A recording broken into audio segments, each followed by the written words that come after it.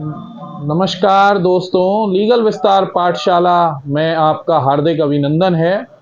आज हम जिस विषय पर चर्चा करने चाह रहे हैं वो है जो कल 11 जुलाई को जीएसटी की जो 50th काउंसिल हुई है उसमें क्या क्या रिकमेंडेशंस गवर्नमेंट की तरफ से हुई हैं, आज मैं उनको आपको बताना चाहता हूं जो उसमें से मेन है। ऐसे तो बहुत सारी रिकमेंडेशंस हुई हैं बट उन सबको बताने पे वीडियो बहुत बड़ा हो जाएगा और जो उसमें से मेन जो इम्पैक्ट डालेंगी हमारे व्यापार के ऊपर उनको आज मैं आपको डिस्कस करता हूं आपके संग।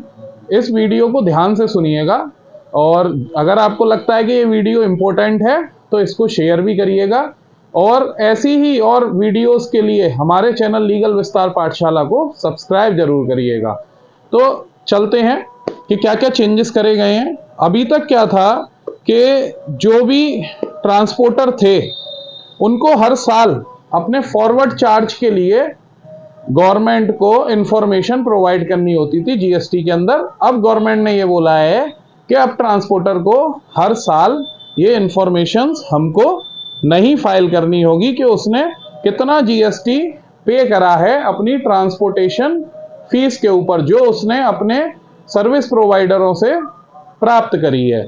दूसरा क्या चेंजेस आया है, अगर कोई भी प्राइवेट लिमिटेड या पब्लिक लिमिटेड कंपनी जिसमें कोई व्यक्ति डायरेक्टर है और वो खुद अपनी प्राइवेट या पर्सनल कैपेसिटी के अंदर कोई भी सर्विस सप्लाई करता है, जैसे सर्विस से मतलब मान लीजिए किसी डायरेक्टर की कोई इमूवेबल प्रॉपर्टी है, उसने उसे किराए पर दे दिया कंपनी को, तो पहले क्या होता था, इस पर रिवर्स चार्ज मैकेनिज्म के अंदर जीएसटी टैक्स कंपनी को भरना होता था।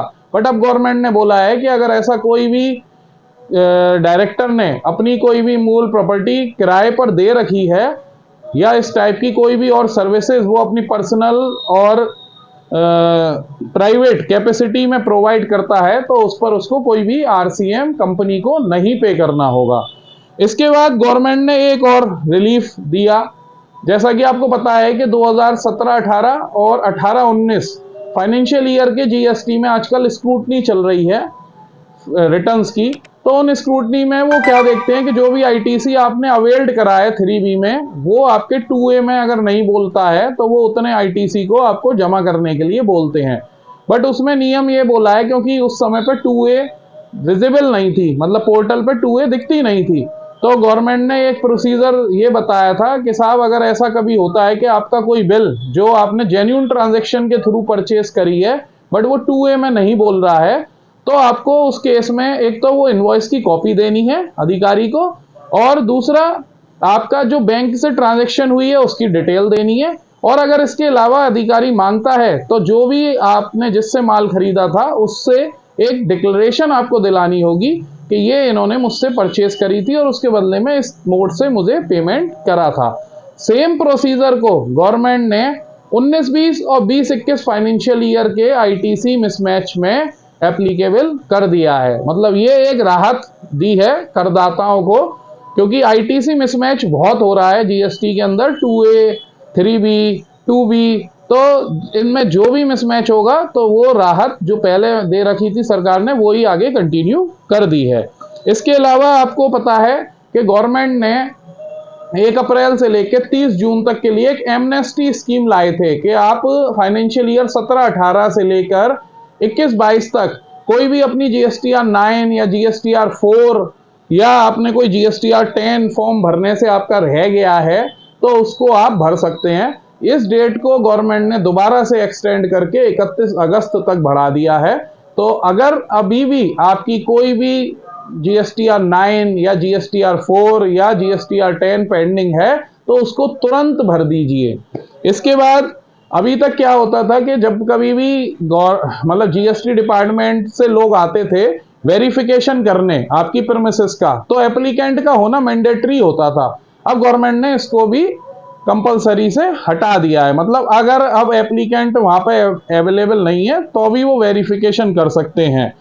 इसके अलावा अगर आपने आधार ऑथेंटिकेटेड रजिस्ट्रेशन कराया है फिर भी गवर्नमेंट अथॉरिटीज को ऐसा लगता है कि आपका जो बिजनेस है या आपका जो प्रोफाइल है वो हाई रिस्क है तो ऐसे केस में वो वेरिफिकेशन करा सकते हैं आपके प्रीमिसेस का। इसके अलावा अगर आपके जो 3B और 2B के अंदर अगर कोई एक्सेस में आपने ITC अवेल कर लिया है, मतलब आप जैसा देखते हैं कि हमारे 2A में बिल्स बोलते हैं जो हम माल को परचेस करके लाते हैं, बट अगर सामने वाला जो आपका जिससे आप माल खरीदते हो उस सप्लायर ने अगर अपना GSTR1 टाइमली फाइल करा होता है तो 2B में उसका क्रेडिट आपको दिखता है। अगर अब आप 3B और 2B के मिसमैच में, मतलब अगर अब आप 2B में जो ITC बोल रहा है उससे ज़्यादा ITC अगर आप अवेल कर लेते हैं 3B में, तो एक system based intimation tax payer को भेजी जाएगी कि भाई आपने इतने रुपए का ITC ज़्यादा क्लेम कर लिया है 2B से। तो ये एक सुविधा प्रदान की जा रही है। इसके अलावा अभी तक सिनेमा हॉल्स जहां आप मूवी देखने जाते थे, तो वहां अगर आप कुछ भी खाने पीने का आइटम या बेवरेजेस से रिलेटेड कोई भी चीज लेते थे तो उस पर GST जो है 18% था। गवर्नमेंट ने अब इसको घटाकर 5% कर दिया। ये एक और अच्छी राहत दी है GST में जो जनता को मिलेगी। इसके अलावा अगर आपसे जो फूड और बेवरेजेस जो सिनेमा हॉल में आपको प्रोवाइड किए जा रहे हैं, इसका पैसा अगर आपको सिनेमा के टिकट के साथ ही ले लिया है, तो फिर जो सिनेमा के टिकट पे जो GST लगेगा वही GST इसके ऊपर लग जाएगा। इसके अलावा एक जो सबसे हॉट इशू कि online gaming, casinos, horse racing, इस पर गवर्नमेंट ने GST लगा दिया है जो अब तक टैक्स फ्री था। और इससे ये जो इंडस्ट्री है ऑनलाइन गेमिंग वाली, ये काफ़ी निराश है क्योंकि उनको ऐसा लगता है कि जो गवर्नमेंट ने अब इस पे GST लगा दिया है इसके बाद उनको उतने ज़्यादा मतलब लोग नहीं देखेंगे जितना कि अभी तक लोग उसको एंजॉय कर रहे थे। इसमें गवर्नमेंट ने क्या कहा है, इसमें गवर्नमेंट ने साफ साफ ये कहा है कि अगर आप जितना भी पैसा वेटिंग में लगा रहे हो, मतलब ये जितनी भी जो ऑनलाइन गेमिंग है या हॉर्स रेसिंग है, इसमें आप जो भी पैसा लगा रहे हो उस पर 28% GST आपको देना होगा। ये एक निराशाजनक रहेगा ऐसे लोगों के लिए जो इन तरीकों की एक्टिविटीज में इन्वॉल्व हैं या इस तरीके की एक्टिविटीज को अपने बिजनेस एक्टिविटी के तरीके से कर रहे हैं।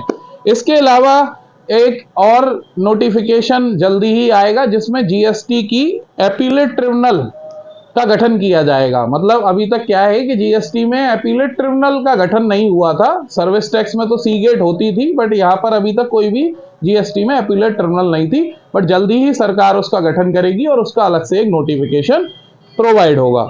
इसके अलावा GSTR 9 और 9C के अंदर जो फाइनेंशियल ईयर 21-22 में आपको रिलैक्सेशंस मिले हुए थे, वही सेम रिलैक्सेशंस आपको 22-23 में मिलेंगे। जैसे अगर आपकी 22-23 की टर्नओवर 2 करोड़ से कम है तो उन केसों में आपको GSTR 9 भरना मैंडेटरी नहीं है जैसा कि अभी तक होता था। इसके अलावा एक और इम्पोर्टेंट पॉइंट इसमें लिया है, जैसे आपको पता है कि प्रोडक्ट्स की वारंटीज होती हैं। अब उन वारंटी के अंदर अगर आप कोई रिप्लेसमेंट करते हो पार्ट की या कोई सर्विसेज के रिगार्डिंग कोई रिपेयर वगैरह करते हो और उसमें प्रोडक्ट्स का अगर रिवर्सल होता है तो इसमें जो ITC का रिवर्सल होगा उसके लिए एक डिटेल्ड सर्कुलर फ्यूचर में गवर्नमेंट प्रोवाइड करेगी कि किस तरीके से वो ITC का रिवर्सल इसमें हो पाएगा। तो ये भी एक अच्छा रिकमेंडेशन है गवर्नमेंट की तरफ से। इसको सहूलियत मिलेगी ऐसी कंपनीज को जो वारंटी प्रोवाइड करती हैं और उसके बीच में उनको कोई भी गुड्स या सर्विसेज को आदान प्रदान करना पड़ता है।